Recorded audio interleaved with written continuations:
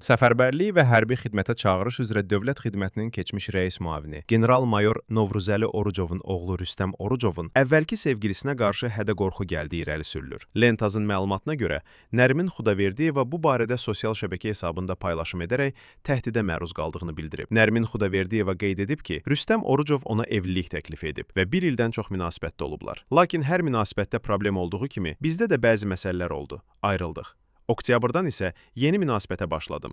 Bunu öyrənən Rüstəm Orucov məni təhdid etməyə başladı. Güya ki, mən ona yazmışam ki, darıxıram, nə bilim, salam və bu ifadələrdən bu aydın olub. Güya ki, bu Nərmindir. Və bunu ətrafında olan insanlar vasitəsilə mənim yeni ilişkimə göndərib ki, Nərmin mənə yazır. Təbii ki, niyyət ara vurmaq, təbii ki, niyyət bu münasibəti bitirmək. Həqiqətən canımdan bezmişəm. Keçmiş məmur övladıdır. Yəqin ki, bu şeylərə güvənərək fikirləşir ki, məni əzə bilər. Bildirilib ki, hadisə ilə əlaqədar Nərmin Xudaverdiyeva hüquq mühafizə orqanlarına müraciət edib. Xatırladaq ki, Rüstəm Orucov 2017-ci ildə xuliqanlıq və avtoxuliqanlıq iddiaları ilə saxlanılıb və daha sonra məhkəmənin qərarı ilə azadlıqdan məhrum edilib.